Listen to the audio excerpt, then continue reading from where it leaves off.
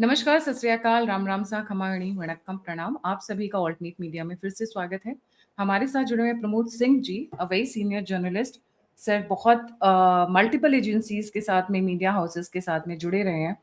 और आज मुद्दा इसलिए क्योंकि जैसे जैसे काउंटिंग का कितने घंटे रह गए सर? 48 घंटे भी नहीं रह गए, 36 घंटे रह गए। अब तो धड़कनें बढ़ रही हैं सबकी, खास तौर धड़कने से तृणमूल कांग्रेस की जो का बीपी जो है 180 पे हुआ पड़ा अभी। सर, इस पे इलेक्शन कमीशन ऑफ इंडिया ने बहुत बड़ा स्टेप ले लिया है। Additional observers, police observers, IPS सबकी रेल लगा दी है सर जी। ये देखिए, ऐसा है, एडिशनल ऑब्जर्वर्स इलेक्शन कमीशन ने इसलिए लगाया है कि कल को तृणमूल कांग्रेस के लोग हल्ला न करें। हम लोगों का जो असेसमेंट है कि टीएमसी चुनाव हार रही है, तो वो लोग बहाना न बनाए कि काउंटिंग में गड़बड़ी हो गई। आपने देखा होगा, ये चले गए थे रोते गाते, सुप्रीम कोर्ट ने भी इनको भगा दिया। अब इलेक्शन कमीशन को हमारे संविधान ने एक सुप्रीम बॉडी बनाया है जो हमारे देश में चुनाव कराती है। अब आप देखें कि पहली बार हुआ है पिछले 77 से लेके अभी तक 34 साल कम्युनिस्ट का शासन, 15 साल इनका, 49 साल कि कोई वेस्ट बंगाल में चुनाव में कोई हिंसा नहीं हुई, किसी की जान नहीं गई। तो इतने जो व्यवस्था की गई थी इसलिए कि फ्री एंड फेयर इलेक्शन हो, जिसको जीतना है जीतेगा, जिसका वोट है उसको मिले। लेकिन यह है कि आप किसी को वोट नहीं डालने देंगे। आपने देखा कि वो डायमंड हार्बर में फाल्टा इलाके में जहांगीर के लोगों ने टेप चिपका दिया था बीजेपी के सिंबल पे।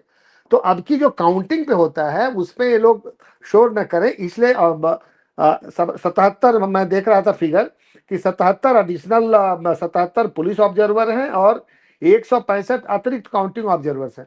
एक बात और बताता हूं मैं गायत्री जी, मैं आपके दर्शकों के लिए कि 2026 के वेस्ट बंगाल असेंबली इलेक्शन में इलेक्शन कमीशन ने 180 आईपीएस ऑफिसर्स को पुलिस ऑब्जर्वर लगाया है। 180।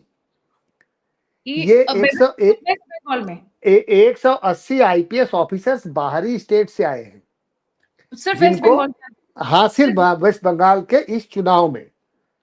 अब हम आपको बताते हैं कि जो total police observer 180 officers deployed across the state, 2021 के असेंबली चुनाव में 37 थे आईपीएस ऑफिसर्स जो बाहर से लगाए गए थे चुनावी ऑब्जर्वर। अब की 180 लगाए गए हैं। अच्छा, अब डिस्ट्रीब्यूशन देखें अच्छा, इसके अलावा जनरल ऑब्जर्वर्स भी हैं। 294 IAS officer, 1 for each 294 assembly constituencies. 294 IAS अफसरों को भी बाहर से बुला के यहाँ पे पोल ऑब्जर्वर बनाया गया वेस्ट बंगाल में। इससे ज्यादा निष्पक्ष चुनाव क्या हो सकता है? और उसके अलावा एक्सपेंडिचर ऑब्जर्वर्स भी हैं गायत्री जी, कि जो उम्मीदवारों के खर्च होते हैं उनमें 358 ऑफिसर्स लगाए गए हैं जो एक्सपेंडिचर को देखेंगे कि किसने कितना पैसा खर्च किया। कलकत्ता में 6 आईपीएस ऑफिसर हैं।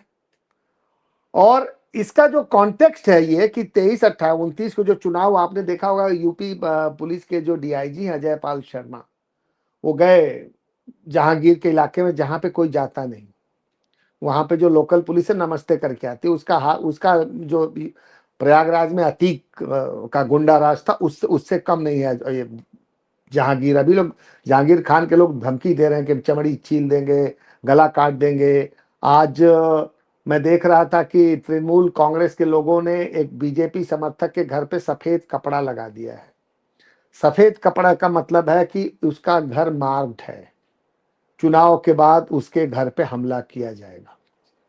तो पश्चिम बंगाल की स्थिति जो चुनाव हुआ मामूली बात नहीं है। आप सोचिए कि बिना हिंसा के चुनाव करा दिया। इसके लिए जो चीफ इलेक्शन कमिश्नर है ज्ञानेश कुमार और जो 2 इलेक्शन कमिश्नर्स हैं और जो वेस्ट बंगाल के चीफ इलेक्टोरल ऑफिसर हैं, उनका तो साधुवाद बनता है जी। सर, ये कितने घरों पे ये सफेद कपड़ा लगाया गया है जो आप कह रहे हैं कि ये मारने के अभी लिए? मैंने देखा था, अभी वो किसी ने मुझे भेजा है कि वहां पे एक घर पे सफेद कपड़ा लगा दिया है। उसका मतलब है कि उसको मार्क कर दिया गया है। और 2021 में भी ऐसे हुआ था। सफेद कपड़ा लगा के मार्क कर दिया। हाँ, कि पहचान बता, समर्थकों को बता दिया कि ये है, इसने हमको वोट नहीं दिया, इसका इलाज करना है।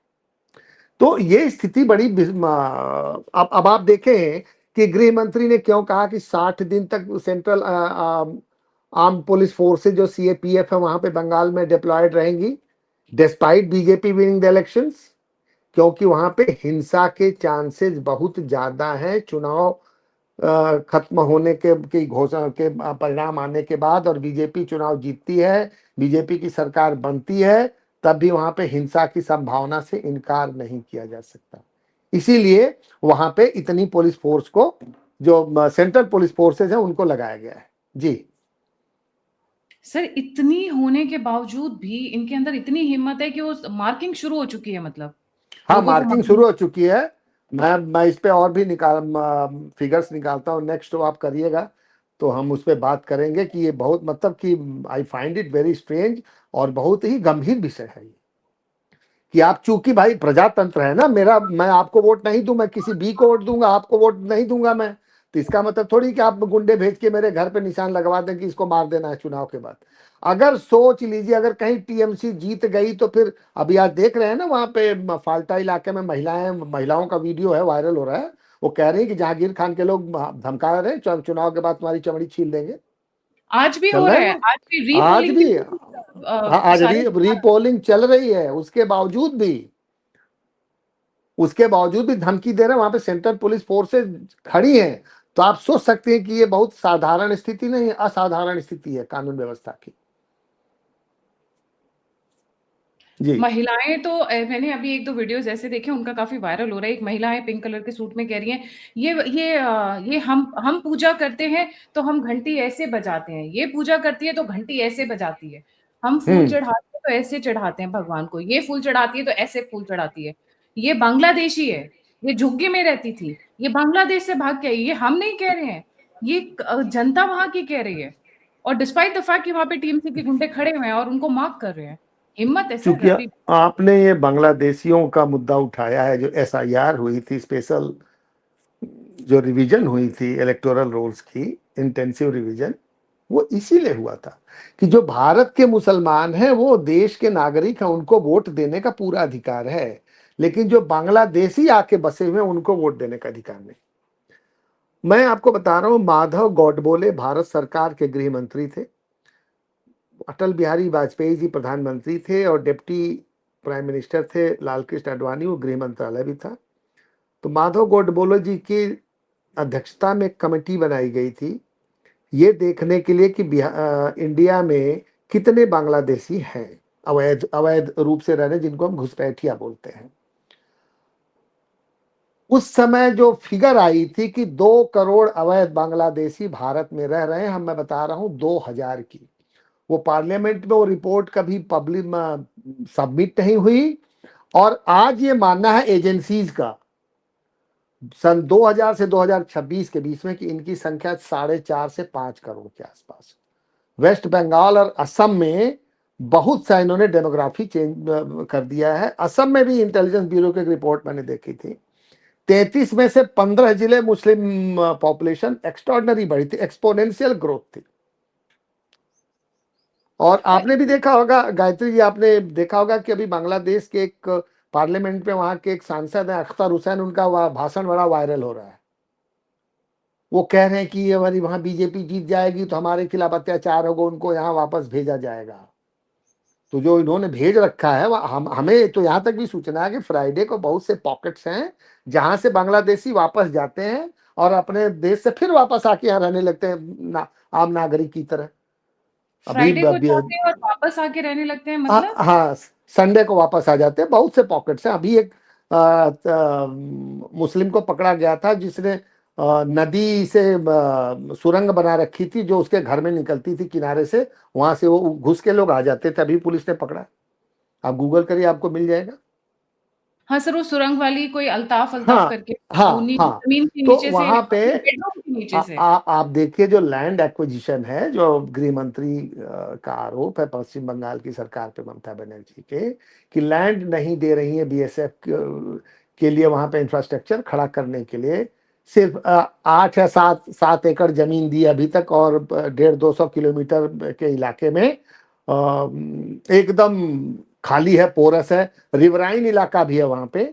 बॉर्डर जो बीजेपी करें, जो बीएसएफ की बॉर्डर आउटपोस्ट होती हैं, जो फ्लोटिंग होती है, जो बोट पे होती हैं। अब जैसे मान लीजिए कि रिवराइन इलाका है 10 किलोमीटर का, बीएसएफ की जो सर्च पार्टी या जो पेट्रोल बोट है वो जा रही है, अगर वो 10 किलोमीटर दूर हुई तो इधर से तैर के वापस ये तैर के घुस जाते हैं, क्योंकि जो फ्लोटिंग आउटपोस्ट है वो तो एक जगह खड़ी रहेगी, वो तो पेट्रोल करती रहती है। तो स्थिति और वो ऐसा इलाका है जहां पे फेंसिंग भी नहीं हो सकती, जो रिवराइन इलाका है। जी तो सर, बहुत हमारे सारी न्यूज आ रही है। ये हम्म देखिए, साउथ 24 परगना से यहाँ पे लोकल इसका बहुत हीटेड आर्ग्यूमेंट हो रहा है कि उनको वोट नहीं किया करने दिया जा रहा है। मैं इसको हम्म हटा के एक महिला है, उनका वीडियो इस वक्त बहुत वायरल हो रहा है, एएनआई हाँ में भी हो हाँ रहा है। हाँ हाँ, मैं आप उसको चलाइए, मैंने उनको मैं देखा था, वही मैं उन्हीं का जिक्र कर रहा था मैं।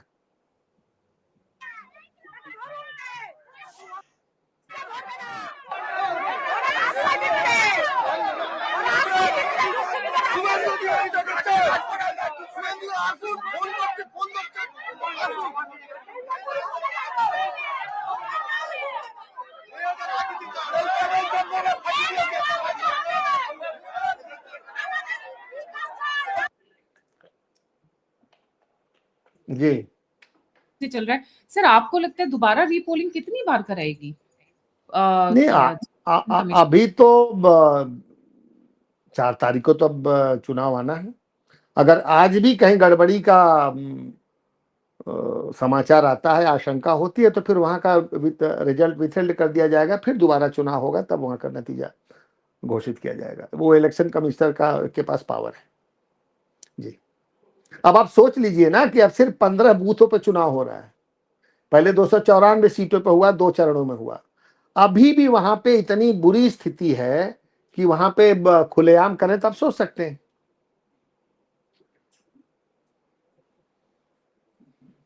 सर, अधीर रंजन चौधरी जी के बड़े मजेदार बयान आ रहे हैं, पता नहीं क्या हो गया उनको, बड़े नाराज से नजर आ रहे हैं। एक बयान में एएनआई का है तो मैं चला नहीं पाऊंगी, बट मैं जस्ट उसका पढ़ के सुना देती हूँ उनकी स्क्रीन के साथ में, बिकॉज कॉपीराइट है एएनआई का उसके ऊपर में।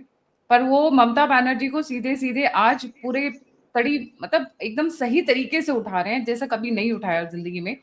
लिखते हैं, she is indulging in theatrics, Mamata Banerjee seems nervous and keeps engaging in such actions for hours. और ये भी 1 घंटे पहले का है। She has proven that there is indeed a joker in Bengal and that joker is Mamata Banerjee.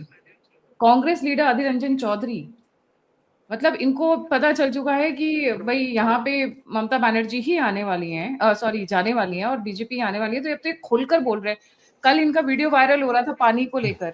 जी गायत्री जी, आपने देखा होगा जब 29 को चुनाव हो रहा था सेकंड फेज का, ममता जी जो है सुबह 7 बजे ही फील्ड में आ गई थी, जबकि इसके पहले 3 चुनाव में वो 3 बजे से, उनके बाद 3 बजे से पहले निकलती नहीं थी घरों से, अपने घर से निकलती नहीं थी। 3 बजे के बाद पब्लिक में आती थी, उनको पता था कि हमारा सब काम हो गया, छापा लग गया है, लोगों ने वोट दे दिया है।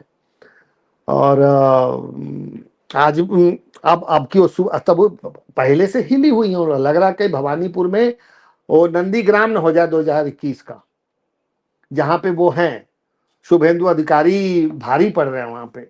और आज मैंने एक जगह मैं देख रहा था एक्स पे, मैंने उसको सेव नहीं किया ट्वीट को, किसी ने कहा कि एक वोटर आया तो उसने टीएमसी के जो पोलिंग एजेंट कहा कि आके बटन दबा दो, तो टीएमसी वाला, टीएमसी का जो पोलिंग एजेंट है, बोले बोले आप डालिए, बोले नहीं पहले तो आप ही डालते थे, पाइए डाल दीजिए। इससे बड़ा इंडाइटमेंट नहीं हो सकता। और वो आदमी इतना नाराज था, बिना वोट दिए चला गया, बस उसने अपना विरोध बता दिया कि पहले क्या होता था। अब ये चुनाव खत्म होने दीजिए, नई सरकार बनने दीजिए, फिर देखिए। मेरा मानना है कि कमीशन ऑफ इंक्वायरी बैठना चाहिए जो इन सबकी जांच करे कि वहां पे जिस तरह का वो आतंक वेस्ट बंगाल में रहा है आम जनता के प्रति, वो उसको शब्दों में बयान नहीं किया जा सकता। 49 साल के बाद लोगों को लगता है कि खुली हवा में सांस लेने का मौका मिलेगा। सर ऐसा नहीं लग रहा है कि इस बार पूरा का पूरा वेस्ट बंगाल स्पेशली जेनजी ममता के अगेंस्ट उतर आया है? मैं तो मतलब 65 ईयर ओल्ड महिला जो जो वीडियो बनाई रही है, मीम्स बना रही है, आपने आई एम श्योर देखा होगा, एक्स के ऊपर एक 65 ईयर ओल्ड महिला है, 12-13 साल की बच्चियां, 20 साल की बच्चियां सफेद साड़ी पहन के ममता की कॉपी कर रही है। जेनजी पूरा उनके अगेंस्ट में हो चुका है।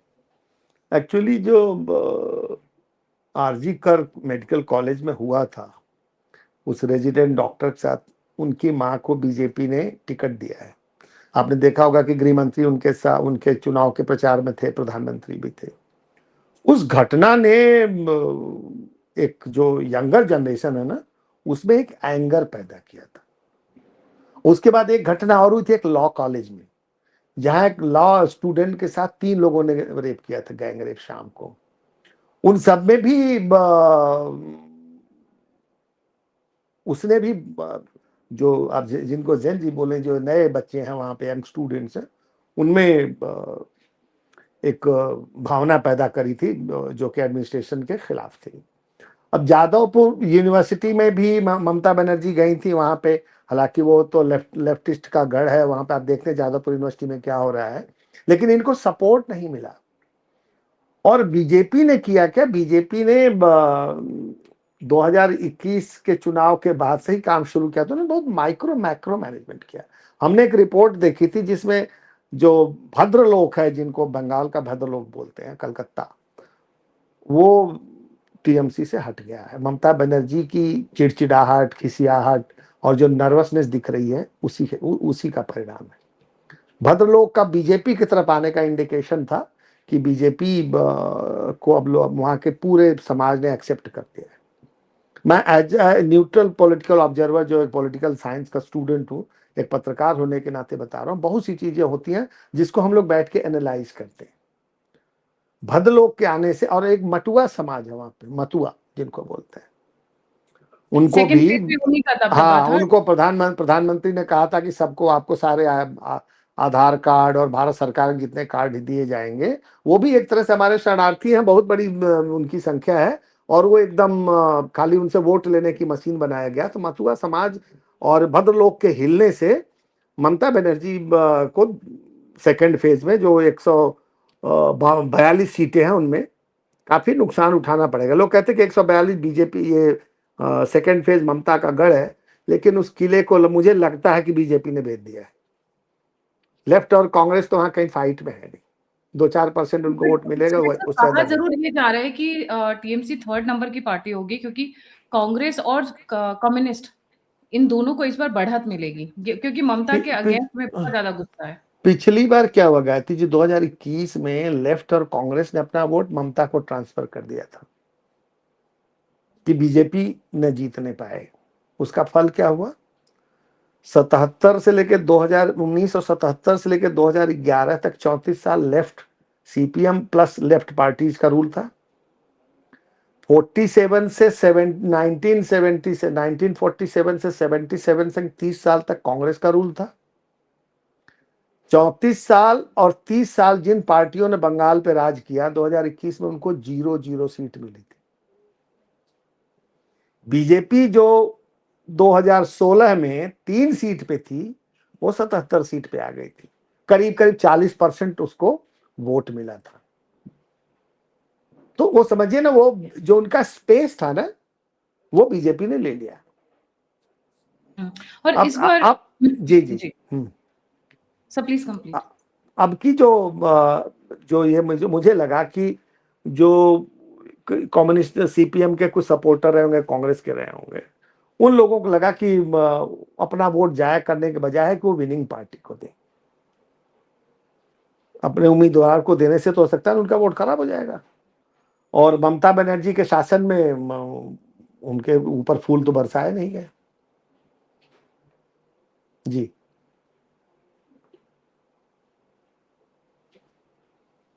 सर इस बार पूरी की पूरी जान भी तो लगा दी ना बीजेपी ने, छोटा बड़ा लेफ्ट राइट सेंटर जो समझ सकते थे सबको उतार दिया। प्रदीप भंडारी तो खैर, हमारे सर कॉन्फ्रेंस जब हुआ था, प्रदीप भंडारी उससे 1-1.5 महीना पहले से, मतलब मान लीजिए 3-4 महीने से प्रदीप भंडारी वहीं बैठे हुए हैं। बीजेपी की एक बहुत स्ट्रॉन्ग टीम हिली एरियाज में, ट्राइबल एरियाज में, सारी जगह बैठी हुई है। मतलब ये देखिए ना, मैथिली ठाकुर भजन गा गा के, चाहे यंगस्टर्स हों, मिडिल एज लोग हों, क्योंकि देखिए भजन अट्रैक्ट करता है आजकल, मैं बोलूंगी 25 प्लस से लेके ऊपर किसी भी एज तक।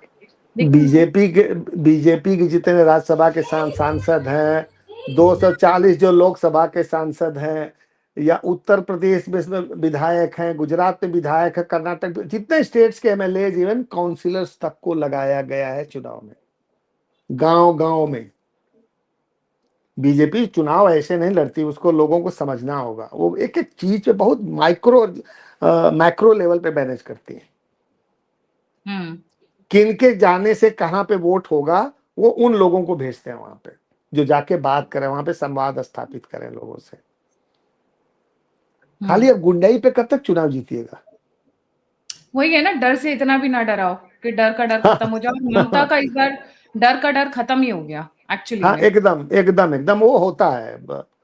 हर चीज के ना अति सर्वत्र वर्जयेत कहा जाता, अति नहीं होनी चाहिए। Excess of anything is bad. हाँ हाँ, एकदम एकदम जी। तो इन्होंने एक्सट्रीम लेवल पे जो किया, एक्सट्रीम लेवल पे मुस्लिम पोलराइजेशन, मुस्लिम्स के लिए कलमा पढ़ना, ना दुर्गा फेस्टिवल को हटाकर इनके फेस्टिवल्स को आगे कर देना। नहीं, आप देखे होंगे उनके सायोनी घोष है, उनको सोशल मीडिया पे बड़ा प्रमोट किया लेफ्टिस्ट मीडिया ने, कि वो बहुत अच्छा भाषण दे रही हैं। वो पहले तो वो कलमा पढ़ रही थी, शान में कसीदे पढ़ रही थी। जब उनका मामला बिगड़ गया तो फिर हनुमान चालीसा पढ़ रही हैं सेकंड फेज में। सेकंड फेज तो में वो सावरकर, विनायक दामोदर सावरकर का एक बड़ा मशहूर बयान है कि एक समय आएगा कि जब अपोजिशन के लोग जनेऊ अपने कपड़े के ऊपर पहनेंगे, दिखाएंगे कि हम भी हिंदू हैं। जी जी सर, एक वीडियो बड़ा वायरल हुआ था, वो भी मैं दिखाना चाहूंगी। इनको भी थोड़ा सा चला देती हूँ। She is also doing a fantastic work, जितना ही कंट्रीब्यूट कर सकती हैं।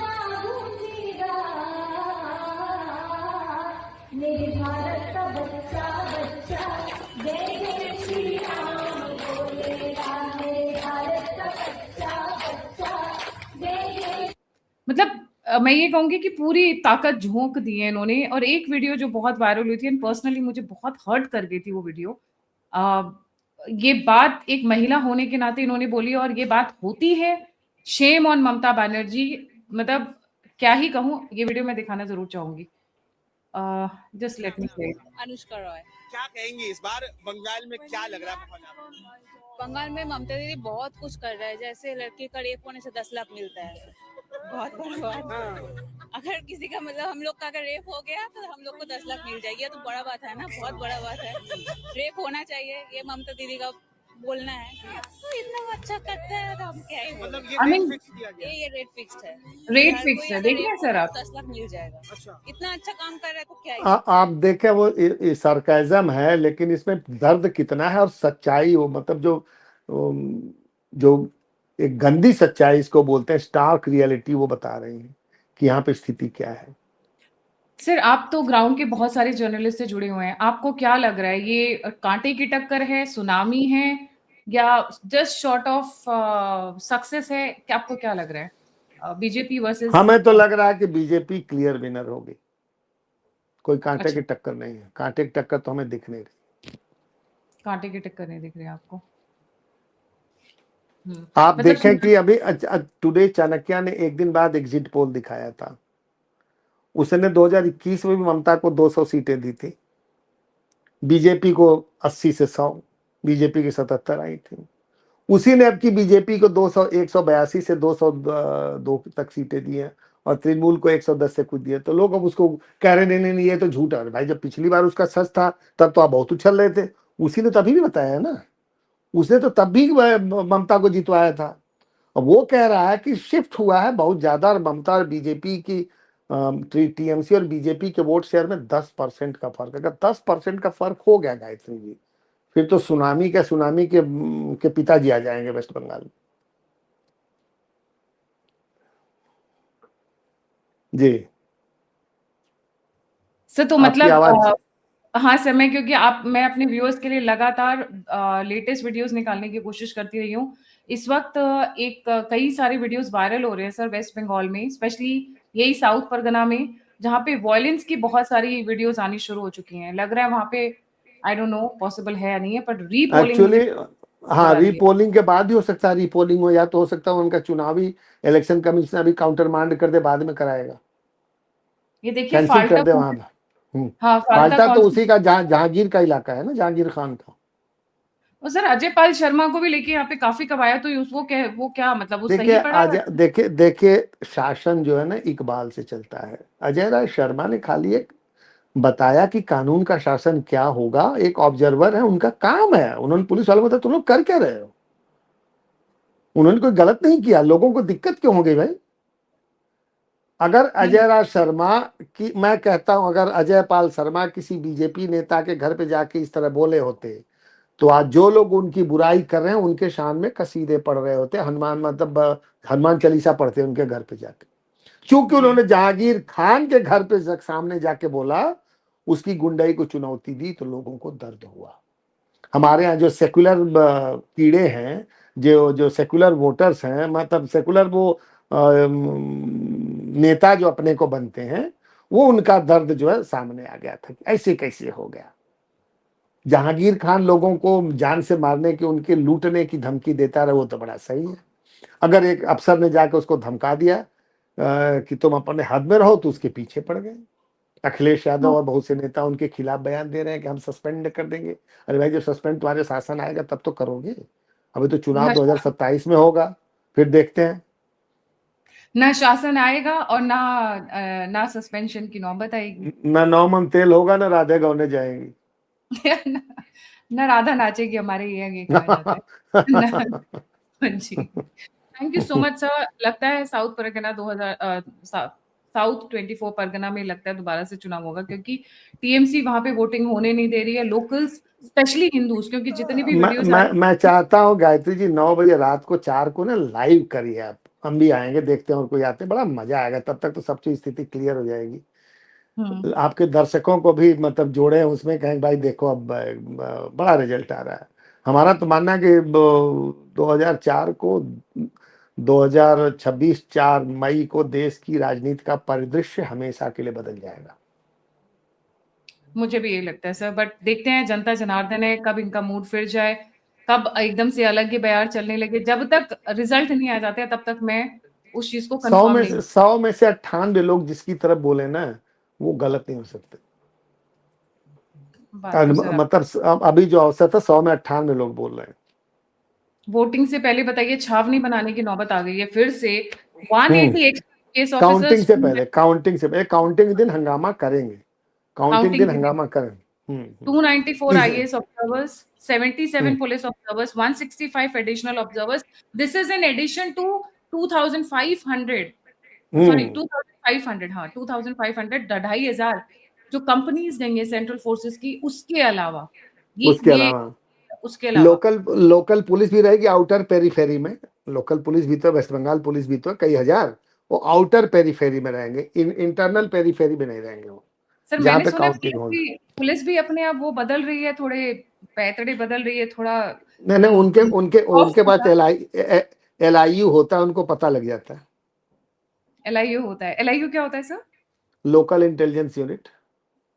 अच्छा, जो मतलब ये पुलिस का कौन सा ऑफिसर कैसा है उनकी पूरी जो जानकारी। जिसको जिसको आप स्टेट CID बोलते हैं, उनको बस सर पता लग जाता है। स्टेट सीआईडी भी तो इन्हीं की है। मेरा सॉफ्ट कहने का मतलब है कि ये अपना स्टैंड चेंज कर रहे हैं टीएमसी से हटके, अब आजकल सेंट्रल स्टेज पे आ गए हैं, सेंट्रिस्ट हो गए हैं। हाँ, उनको मौसम का अंदाजा हो गया होगा ना कि हवा किस तरफ जा रही है। जी, लग तो रहा है कल सब को कुछ ऐसे ही। उनको भी नौकरी करनी, नई सरकार आएगी तो उसी के तहत नौकरी करनी पड़ेगी ना। जी, तो अभी से ढालने की कोशिश कर रहे हैं। अभी से जी मतलब थोड़ा सुधरने की कोशिश कर रहे हैं कि थोड़े से आ जाए। जी जी जी जी। सोचिए एसएचओज में 600 एसएचओज इन वेस्ट बंगाल, 400 को वो घर बिठाकर रख के सैलरी देती थी, सिर्फ 200 एसएचओज को यूज करती थी ममता बनर्जी, क्योंकि वो उनकी साइड के थे। 400 नहीं, फेक। वहां पे जो तृणमूल का नेता है वही डिसाइड करता है ब्लॉक में और जिले में कि FIR होगी कि नहीं होगी। पुलिस FIR नहीं डिसाइड करती होगी कि नहीं होगी। मतलब ये तो पूरा ही जंगल राज था। ये तो हाँ हाँ। लालू और मुलायम के जंगल राज को भी पीछे छोड़ा हुआ था सर। हम्म हम्म हम्म हम्म हम्म। हाँ, मतलब लालू और मुलायम का तो बदनाम था, ये तो उनसे भी आगे निकली चार हाथ। जी जी जी जी जी चलिए, थैंक सच सामने आ जाएगा जी। सच सामने आ बहुत जाएगा बहुत जी। धन्यवाद थैंक यू। गायत्री जी। फिर आपके सारे दर्शकों को हमारी तरफ से नमस्कार। Thank you sir. जय हिंद सर। जय हिंद, जय हिंद।